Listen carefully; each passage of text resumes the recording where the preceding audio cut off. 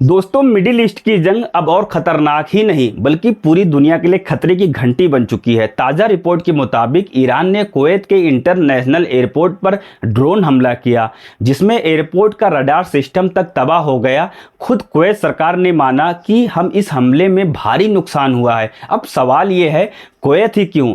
क्योंकि Kuwait, Saudi अरब, Qatar और UAE, इन सभी देशों में अमेरिका के सैन्य ठिकाने मौजूद हैं और इन्हीं बेस से ईरान के खिलाफ ऑपरेशन चलाए जा रहे हैं। इसी वजह से ईरान अब इन देश को सीधे निशाना बना रहा है। अगर नुकसान की बात करें तो सबसे ज़्यादा इंफ्रास्ट्रक्चर डैमेज हुआ है सऊदी अरब और कुवैत, इसके बाद कतर और फिर यूएई का नंबर आता है। इतना ही नहीं, कुवैत के तेल भंडार भी अब सुरक्षित नहीं है। ईरान की मिसाइलें और ड्रोन ऑयल फैसिलिटी को भी निशाना बना रहे हैं और इसका सीधा असर पड़ा है दुनिया की अर्थव्यवस्था पर। दोस्तों, तेल की कीमत अब पहुंच चुकी है $118 प्रति बैरल तक, जो जंग शुरू होने से पहले सिर्फ $75 थी। और अगर यही हाल रहा तो एक्सपर्ट मान रहे हैं कि $150 पार होना तय। इधर रूस भी अब खुलकर ईरान के साथ खड़ा हो गया है। 1 अप्रैल से तेल और गैस सप्लाई रोकने का ऐलान भी कर दिया गया है। अब इसका असर भारत पर भी पड़ सकता है,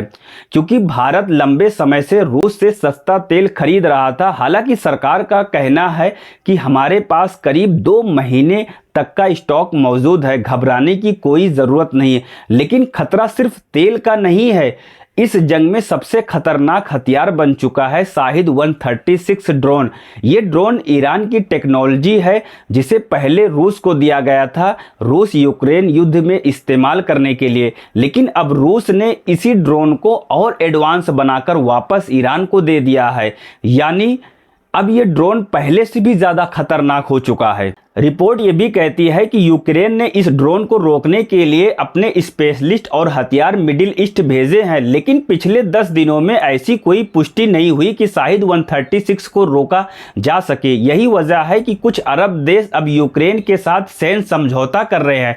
सऊदी अरब और यूएई दोनों ने यूक्रेन के साथ डील की है, लेकिन सवाल उठता है, जो देश रूस से नहीं जीत पा रहा है वो यहाँ आकर क्या बदलेगा? इसी बीच एक और चौंकाने वाला बयान आया है युगांडा की तरफ से, जहाँ की सेना प्रमुख ने दावा किया है कि वो सिर्फ 2 हफ्ते में ईरान पर कब्जा कर सकते हैं। अब ये दावा कितना हकीकत है आप खुद समझ सकते हैं, लेकिन असली खतरा अभी बाकी है। दोस्तों, दुनिया के सबसे अहम समुद्री रास्ते स्ट्रेट ऑफ हॉर्मुज और बाबेल मंडब दोनों ही बंद होने के कगार पर है। अगर ऐसा हुआ तो दुनिया का तेल सप्लाई और व्यापार लगभग ठप हो जाएगा। यमन ने हुती विद्रोही पहले ही ऐलान कर चुके हैं कि बाबेल मंडब से गुजरने वाले जहाज़ों को निशाना बनाएंगे, और अगर ये दोनों रास्ते बंद हुए तो पूरी दुनिया में तेल, गैस और जरूरी सामान की भारी किल्लत हो सकती है। अब सवाल उठता है, जिम्मेदार कौन? कई एक्सपर्ट मानते हैं कि ये हालात अमेरिका और इजराइल की नीतियों का नतीजा है, क्योंकि डोनाल्ड ट्रंप ने नाटो पर भी नाराजगी जताई है